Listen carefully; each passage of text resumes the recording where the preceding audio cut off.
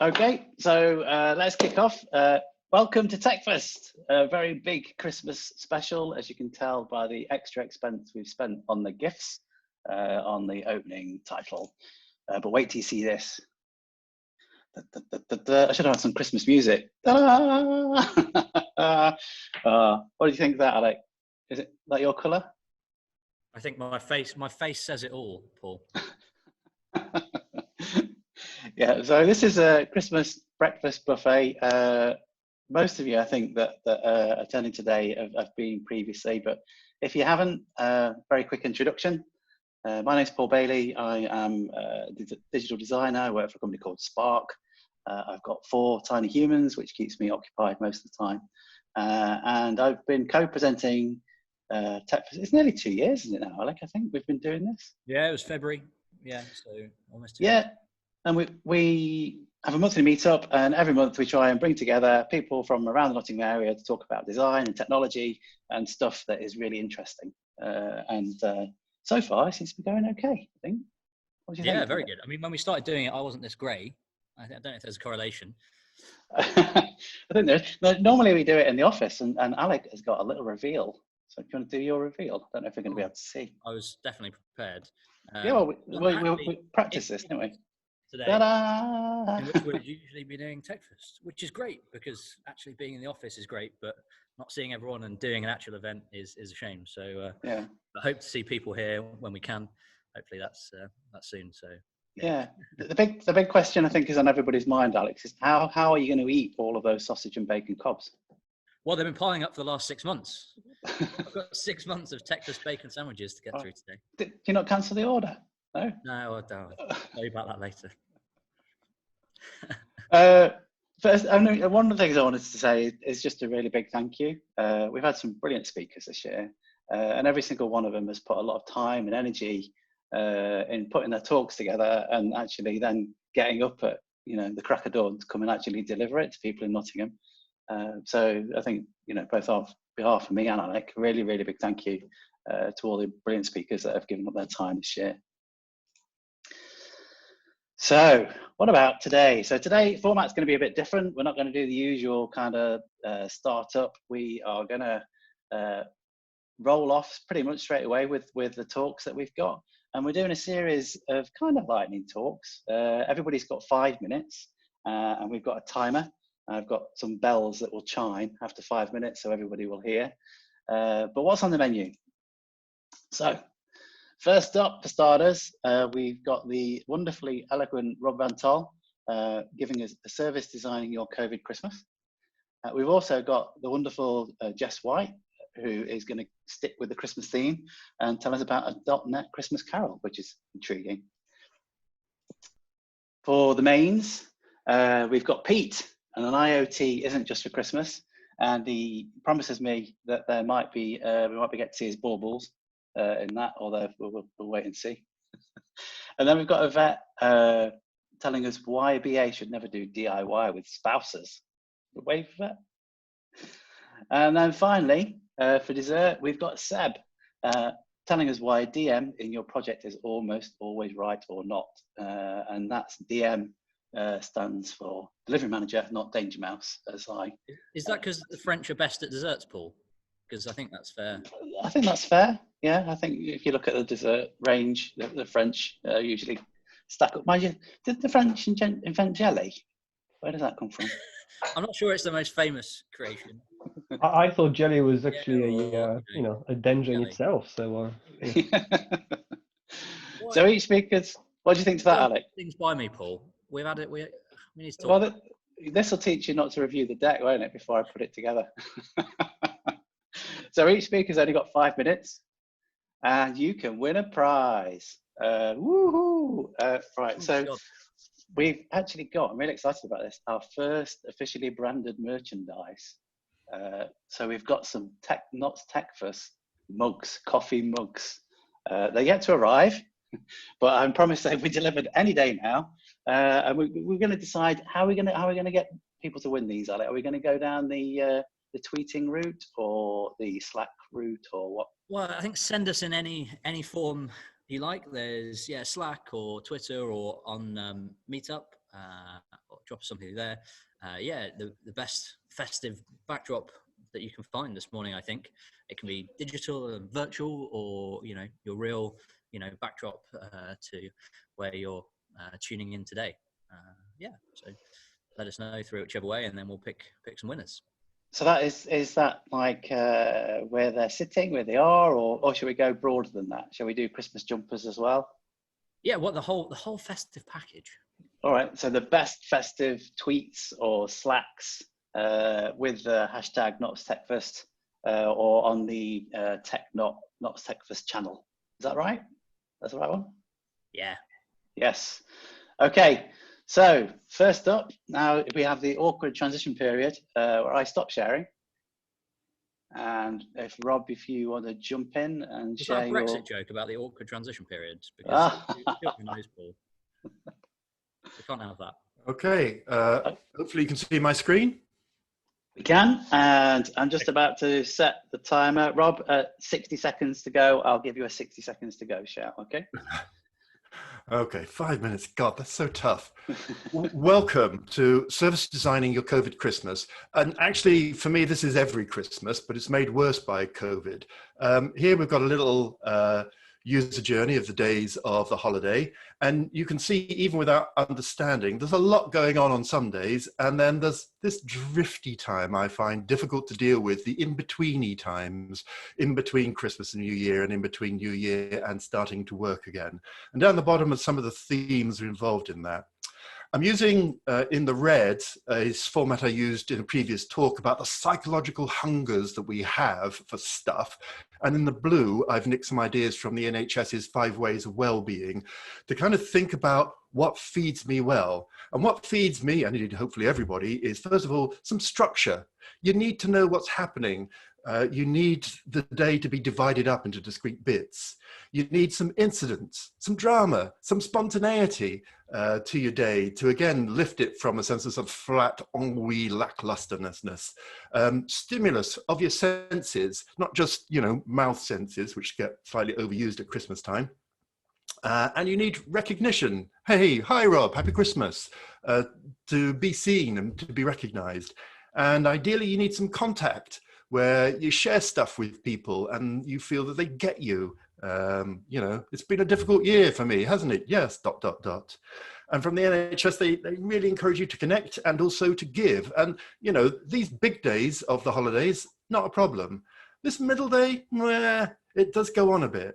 I get this kind of deficit. First of all, of the hungers, sex. Now, this doesn't have to be, you know, swinging from the chandelier, big erotic moments. It can be just simply feeling handsome or cute or a bit fancied. And Christmas and the New Year, Christmas isn't a particularly sexy time. New Year, you know, when you've dressed up a bit, can be. Being active, yes, slight problem area for me. Take notice and reflect. They really encourage you to see the difference. When I walk my son to school, I always try and get him to see the light. You know, is it a bright wintry day, or is it a flat misty day, and what does that do? I mean, he's only 9, he doesn't pay any attention, but I try and look and find things slightly different. And then they recommend that you keep learning. Now, oddly enough, this is something I'm very good at, but you know, take up something you've dropped or bring up something new to make this a less boring time. So here's my plan. Cunning plan, working plan, draft plan. You don't have to overdo it. You've got some stuff above you. So for the first few days, you know, there's the COVID Christmas bubble, hooray, where you can meet a few people, but then the normal restrictions, whatever they're going to be, apply. And then even without that, there's the dear old weather and what on earth that's like. And then in my circumstance, I'm in a blended family. So we have adult time of Amy and myself, and then we have family time when Arthur comes and joins us from his father, and so on. So just taking notice of those kinds of things. Having some structure planning during the time. I mean, that sounds very formal. It basically consists of me and Amy having a cup of tea and going, what are we going to do today? But just making that into a conscious thought and taking the trouble to always fill in something in the journal I have that is just, this was different because, or I saw this thing that I hadn't seen before. Keeping learning, as I said, is one of my core skills. And in fact, the opposite's true for me. I have to watch that it doesn't become an isolating experience. So I'm sitting here in my study with my books and my games and my stuff and just enjoying myself on my time, particularly because it can cut into the family time. And so I'm not as close to my family when they're there to be enjoyed. And of course, partner time. Now, obviously, noticing partner time is like, hey, sex. Now, you'd be glad to hear that I don't normally diarize my sex. It's not about that. It's about just, it's not business time, yes. It's about just going, yes, we've got this opportunity to be close physically and emotionally and in every way that I enjoy my partner. And let's not just, waste that. And having some themes for the day. And you can mix these around according to the weather, but, having a closeness family and partner day, having a spontaneity day where we just go out and do something we wouldn't normally think of doing because, we all get into that certain rut. It's also a holiday. You can rest. That's fine. We've got recovery days, and you can just have a low-key day in order to enjoy the high-key days when they come along. And then finally, you can also please yourself a bit. But it's mixing all this up into a menu that will satisfy you and your responsibilities and desires with other people at the same time. And then finally, I would want to emphasize it's okay to feel that anxiety undercurrent that often happens the day before we launch back into whatever we now laughingly call our normal world. And I think trying to think about this coherently, almost time up, Rob. All right, is a lovely thing. There you go. That's me done. That was perfect. I'll stop sharing. There you go. Great, thank you. I love that. Yeah, intrigued to see what happens inside Rob Bantol's mind over Christmas. Yeah, I don't normally speak that fast. Okay, next up we have got Jess. So Jess, do you want to share your deck? I'll reset the timer. I can't guarantee I'll run on time. So whenever you're ready. Go. Sorry. Everything went wrong. No. It's your fault, Paul. Too much pressure. Stop the clock. Stop the clock. Stop. We're on pause. We're on pause. We're going to get there if my computer wakes up.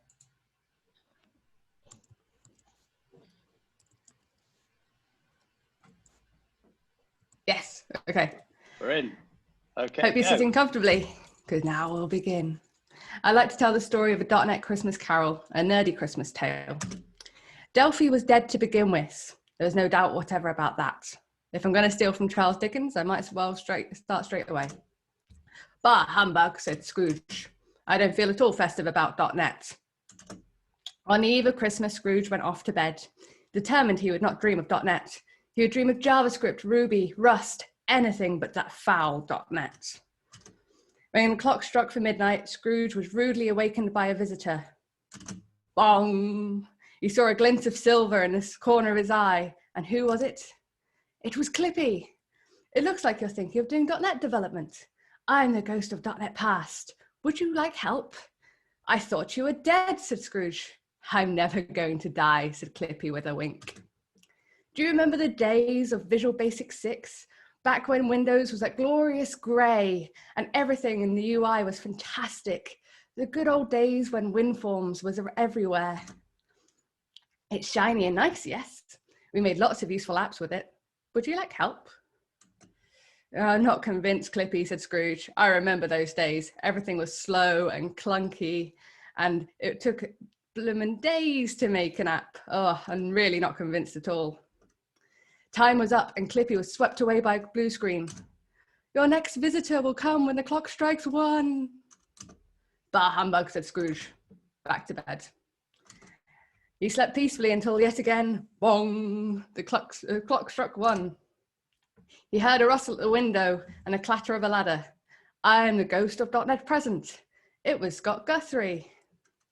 What are you doing here, said Alec. Oh, well, Microsoft paid me to pop up at people's windows and promote .NET products, he said. The present is looking festive. We have cross-platform compatibility. You can now run .NET on anything, on AWS, on a Raspberry Pi, as I'm sure Peter will talk about later. We have performance improvements with .NET Core 3.1. Everything is faster. Microsoft is now open source. You can see the code that things you're running on, you can contribute. We're much more open about all of these things and you should take part. And the CLI is awesome. With a simple .NET new, you can have an app running in no time and you can even make your own commands. What's not to love? All right, it doesn't totally suck, said Scrooge.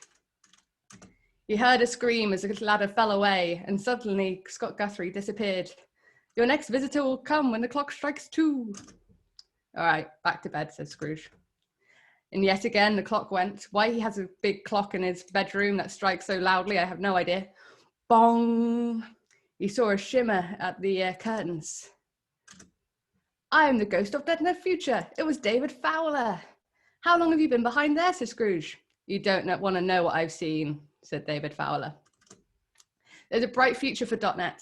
.NET 5, .NET 6 and further, we've got more performance improvements. Our versioning actually makes sense for once. So once a year, we'll have another incrementing .NET version. It will line up with Visual Studio and with C#. C# 9's coming out with all its cool features and it looks like magic. It's got cool switch statements and everything and loads of null checks. There's further work on Blazor, so you can now do .NET on the front end as well as the back end. It's very, very cool. And it's how .NET Nott's website is written in, so come and join in because that's open source too. And you've also got Thai and Maui and more. You can do your microservices, you can do mobile development, everything you can do in .NET. How exciting is this?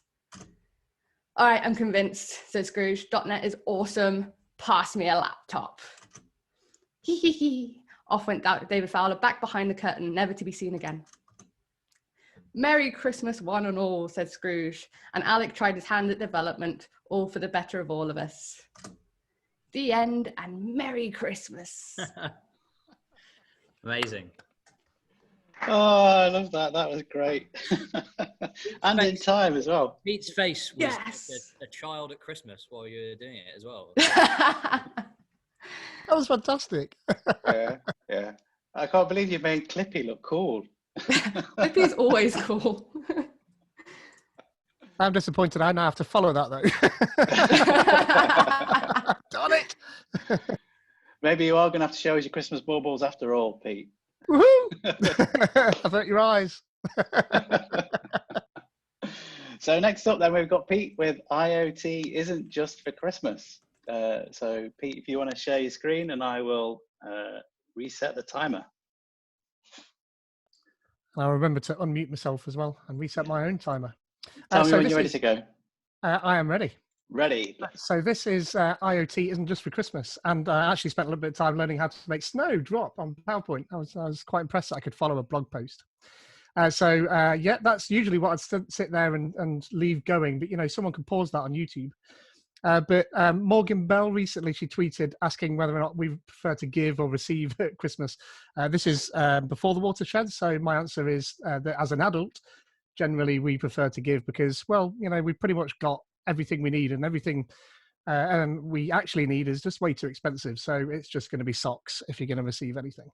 So, you know, on your Christmas list is likely to be socks, you know, or perhaps something for your house or specifically for Paul, maybe you'll need some new Christmas decorations because the cat has knocked them off the tree. Or, you know, if you can stretch to it, a new watch. I bought myself a new watch as it happens. And perhaps some clothes. I do actually want that sweater. That's fantastic. Or maybe some plants for the house or, you know, as the title of the talk would suggest, a puppy. They really aren't just for Christmas. And, you know, maybe that same puppy has bitten through all of the Christmas tree lights and you need some new ones of those. But, you know, because I'm a geek, I don't want to stick with that. So if I'm going to have socks, I want smart socks, please.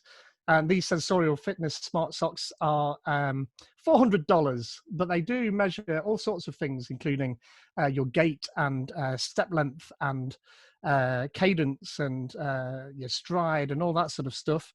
And in fact, they're using it to help with Parkinson's patients with the Michael J. Fox Foundation. So they're not all bad, but at $400, I think I'll be buying them myself. You know, or Philips Hue, you could buy yourself some of those for your house, a bit of home tech, that's cool. But, you know, they're 120 quid, so I'm going to buy them for myself. I had to keep baubles in there, and these are the only affordable bit of Christmas decorations you can have. These are £2 for a Bluetooth bauble from Home Bargains. You can go ahead and grab yourself some of them. You know, this is the watch I bought myself. If you're going to buy yourself a watch, it might as well be a smartwatch these days. But, you know, that was 170 quid. Or a slightly more affordable LED jumper. You know, let's get in festive, shall we? And if you want to do some planting, then perhaps you want something with IoT in that. So you can get this Aero Garden Ultra that'll actually give you 30 watts of tuned spectrum light for perfect photosynthesis. But that's a couple of £100. So, you know, you're going to have to buy that yourself.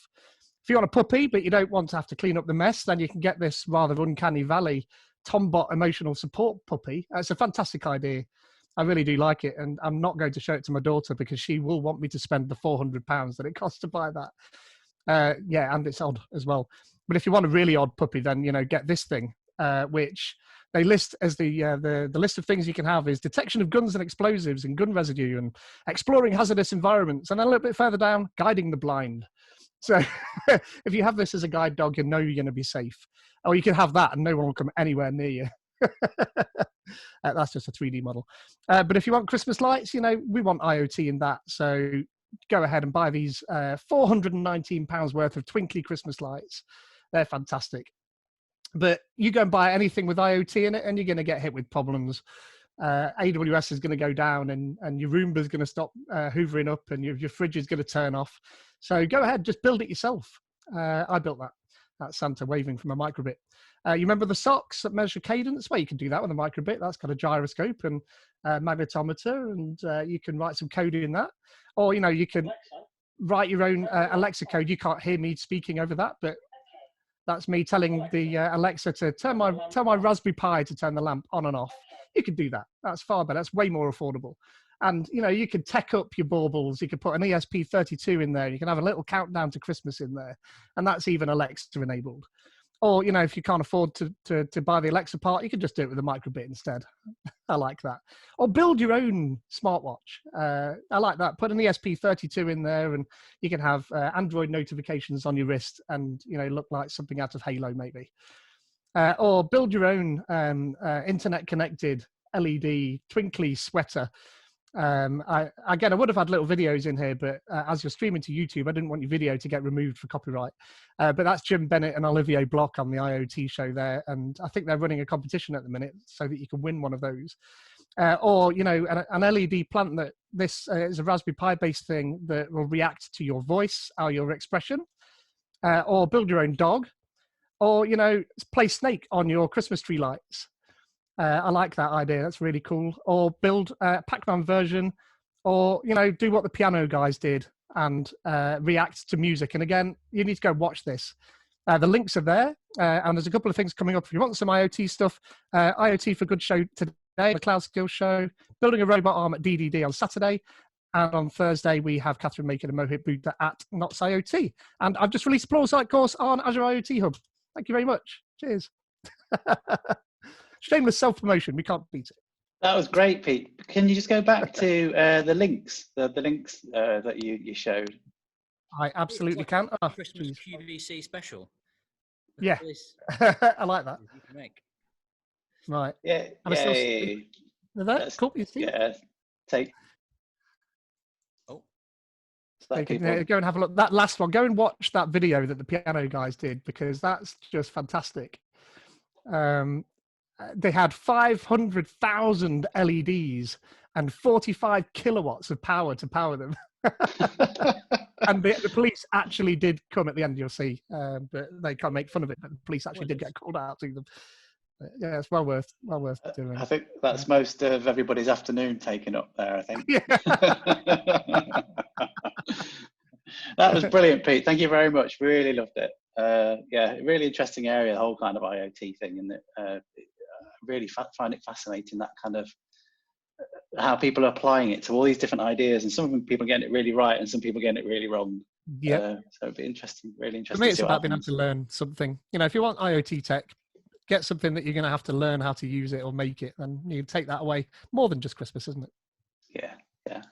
So next up, we've got Yvette. So Yvette, do you want to see if you can share your screen? And Yvette is going to tell us why a BA should never do DIY with spouses,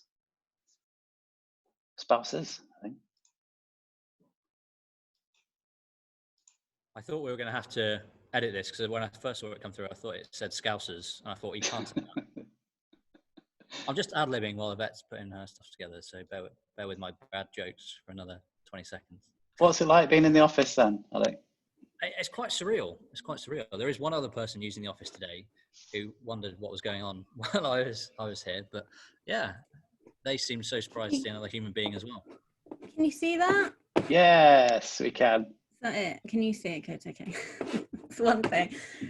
Right, okay. I'm gonna speed through it. So I'm gonna have trouble keeping it to 5 minutes just because that's the way I am. So yeah, definitely give me the bells, Paul, when you go in. Okay, I'm gonna start the timer now. Okay, right. So due to COVID, me and my husband decided we'd tackle all of those jobs that we didn't think that we could ever get round to. So we did the wallpapering, we did all these things, and we decided we would tackle something together, and we decided to do the ensuite and look at that and try and get that in a better repair than what it was. And this presentation is basically just to kind of identify certain BA skills and the reasons why BA should not do DIY with spouses, just because of the way we work. And it's harder to control a stakeholder when you have to live with them, basically. So simplify and understanding the process. So my husband's an architect. He likes to talk in big words and he likes to use a lot of jargon. And there we are talking about our ensuite process. And as the BA, I'm sat there and I'm absorbing it and I'm thinking, right, okay, yeah, I understand we need micromillimeter pipe work. Yes, I know we need like tile boards and all this stuff. But he was going on and on and on talking about all this technical stuff and all this stuff that we needed to do. And then as the BA in the room, I was just like, right, okay, so what we basically need to do is fit the shower, fit the toilet, the sink, and do it in that order, which took me about 5 minutes to then present to him using a marker on the wall because we just took all the tiles off. So making sure that you simplify and understand the process was something that we did during that DIY kind of thing there. The other thing as a BA, we need to minimize disruption to the normal business process.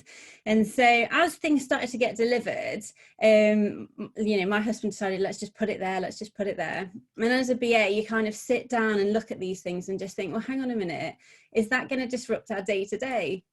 So as what occurred, me and my son were just about to go to school. We had all these deliveries. We were eating breakfast. We come out of the room, and then all of a sudden, we had to do some sort of obstacle course to actually get out the front door, purely because my husband had not thought about the normal business process. So there we all were, having to clamber over the boxes and go through the front door. We also, in regards to the BA, you're also very aware of the time frames, and because you're working from home, that seems to go out the window. So it doesn't matter, you know, that these boxes are here, these things are there. The fact that we've got no shower for the 4th week running just doesn't seem to be that important. But how do you manage that with your spouse? It's quite difficult and quite challenging, but making sure that you minimize disruption to normal business process is something that we were trying to do within our house. As a BA as well, we're also trying to get the right solution for the right problem. And so when we went to the hardware shop, my husband was so excited about all these Christmas deals that were happening and all these power tools that he could have for these very technical problems, and, you know, all these things that he needed to buy ready to fit the shower. And then as the BA, I started to again ask him the questions like, well, what do we need it for? How long are we going to need it for? How many times are we going to use it? And so unfortunately for my husband, the BA stopped him getting his Power Max 5000, and he ended up getting a small tack hammer instead, much to his dismay. But as the BA, I was managed to find the right solution for the right problem at that point in time. So the other thing we had to do was apply lessons learned. Now, if anybody's used those radiator freeze kits from B&Q, let's hope you had more success than we did. Because in previous houses, we decided to remove the radiator. We used that freeze kit, absolute flood, absolute nightmare, towels were flying. Absolutely disaster. And so this time when we were removing the shower, my husband navigated to that freeze kit, misremembering how successful it was in the previous journey. We were able to kind of go, right, okay, let's just have a look at the lessons that we've learned over the years. And so we navigated away from that and chose a different solution. But again, as we were walking through the house, you're sort of going, okay, you know, do we really want to put that there? Remember when you fell down the stairs when you were hanging the wallpaper, that sort of thing. So it's very essential for me as a BA to kind of go, right, okay, let's apply the lessons learned here. Let's see what we can do better for next time, and that sort of thing. And then the other thing was always engage with your users. This is a huge thing for me, because I do a lot of that sort of stuff in my day to day. And then when my husband was saying, we don't need a shower door, it's going to be absolutely fine. It's quite a very small confined space. And so again, I thought, okay, we will test this. So there he is in the shower, and I'm thinking, right, let's pretend and go on our normal day to day. So I'm there in the shower, then putting my makeup on, putting my hair on, and I'm getting drenched. The backsplash of him in the shower singing away was just not the user experience that I wanted as well. Likewise, whilst he was rubbing all his self down, he suddenly became very aware that he was very exposed in the shower because we have big windows as well in front. So again, I said to him, you know, maybe we should have a look at the user experience on all occasions and see how it works. So as the BA in this situation, oh, it's not working. Okay, so as the BA in this situation, we had to look back at the user and just say, right, okay, maybe we need a shower door, maybe we don't get the freeze kit, maybe we don't get the power drill 5000. And so as the BA in this situation, unfortunately, even though we got the most perfect shower and ensuite, my poor husband was so deflated, and kind of like, because he didn't get all of this good stuff. But then as the BA, we managed to get the whole situation under control, and we did it effortlessly. And that's it. Sorry. Yay. Sorry, the last slide won't load. I'm sorry. That's okay. So I've got to ask then, is it finished? Yes. Yeah. I'm in time, sorry. Yes, that's brilliant, Yvette. Thank you. Amazing drawings as ever, I must say. Out of effort. Is this the poor suffering husband here as well? I mean, yes, that is. Yeah. If it wasn't, then that'd be. It was one of the things that I drew them, and then when he looked at it, he actually said, "I've got a beard. I'd forgotten to draw his beard on." But hey. Right. So next up, we have got Seb, who is going to explain why the DM in your project is almost always right or not. So if Seb, yes, you're all ready. Okay. So I'm going to set the timer. We're all doing really well so far, by the way. So congratulations on keeping to the time. So see if Seb can finish off as well. Okay, you ready to go, Seb? Yeah, I was just unmuting myself. For some reason, it's, as Yvette said, very slow today. I think it's just the number of people. There you go. Off we go. So yes, hopefully you can see this. Now, this is a little bit of reflection, and Rob kind of alluded to that earlier. At the end of the year, it is always good to look back and see what's happened. And I just wanted to kind of share a lesson that I've learned in 2020 with other people on the call. We all kind of take part in project, and it is very much a short reflection towards the idea that as 2020 seems to have been a little bit dark, just remember that your DM is always right. It's a really important lesson to learn. Your DM is the delivery manager. I am a delivery manager at BGSS, and I work with many clients. And actually, 2020 has shown that DMs are almost always right. Bit of a caveat here. I just want to point to our sponsor, Okie Dokie, we will do it. This is an editing house. They have very kindly sponsored this presentation. Okay, is it going to move or is it not? There we go. The thing to also realize is that delivery really is about the end game. And I remember in my first year in Britain, you may have guessed I am from France with the accent. Just as an aside, in France, we have 2-hour lunches. It's true, it's not a myth. And the reason we do that is not because we like to eat, although we do because we have the best food and the best wine in the world, but it's because we just can't be bothered to stand up from the table and do the next thing. Well, that's a bit of a problem as a DM because delivery is really about the end game. Now, this is important because on the first time I came to Britain and I started driving in my Rover 218i, which, by the way, just broke down in the rain, which is a problem in Britain. I found myself in Birmingham at the Spaghetti Junction, and I just realized, I had this epiphany that I needed to get to the other side. I had no idea how to get there. We're just kind of one step at a time. So the idea of delivery is about looking at the end game. Where are we going with this? What's the goal over there? And how do we get there? But of course, at times, like 2020, delivery is a little bit of a game of light and shadows. There are super things. There are things that are just like breaking your head. That picture is really me, although I had a beard at the time. And okay, I did have hair, so that's a long time ago. I was always trying to reconcile what the client is asking in terms of, I need this by this time with this amount of money versus what the team's telling you. And these are actual, that may not be actual estimates. And then you kind of, as a DM, your head kind of starts smoking. It is a bit of a game of light and shadow. But obviously 2020 has also kind of given us a view of and a sight of, are we resilient? And this is actually, in jest, this is one of the most important lessons. Just remember that the DM is a friend that you may not realize you have. It's a person who is there to help you and love you. And, you know, it's a quote from myself, but it is a quote that I had, again, this moment of epiphany after I was kind of enduring drinking one of Alec Frusher's kind of red Californian wine. As a French person, it was just such a moment of realization that, you know, I need to be resilient here. And I wanted to share with you this lovely little video, which I think is great as we kind of get closer to Christmas.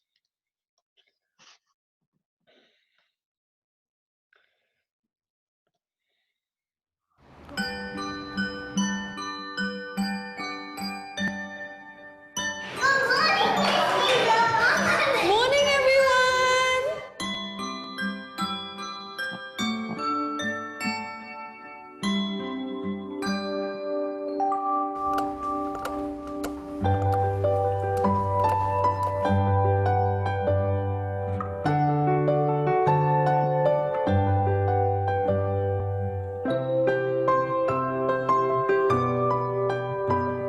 Who does it look like? It looks like me.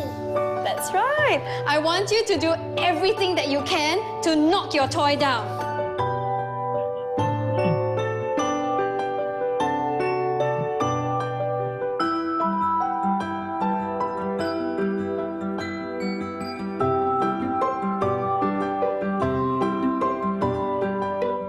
Who is the strongest in class? Jerron, come on up, please. I'm going to give Jerron a prop, and he's going to try to knock it off the table. Ready, Jerron?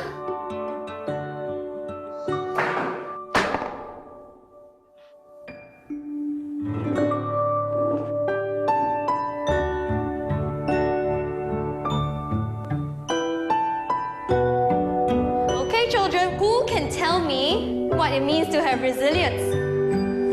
Yes, Paige? Resilience means if you make the toy fall down, it'll come back up very, very fast. Very nice.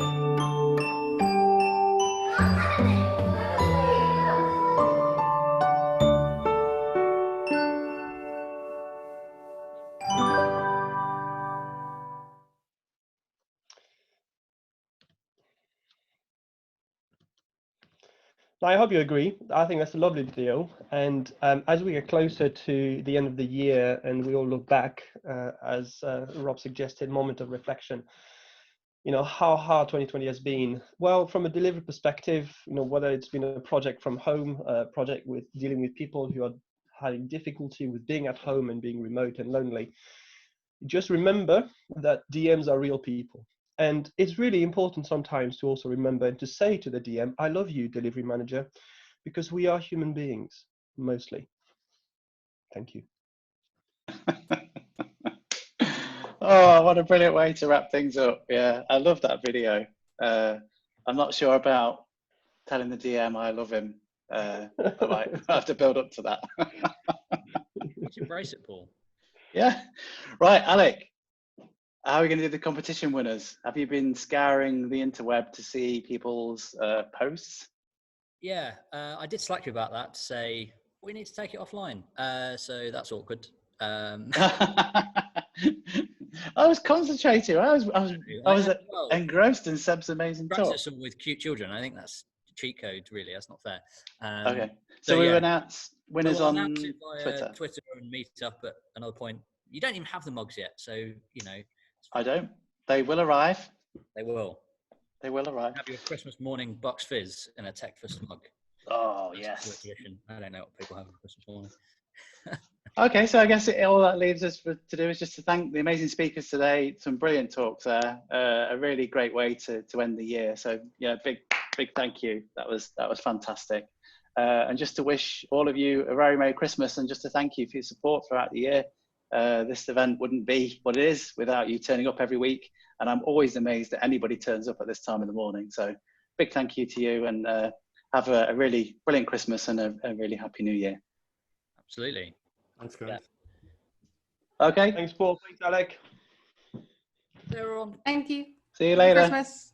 Bye. Merry Christmas.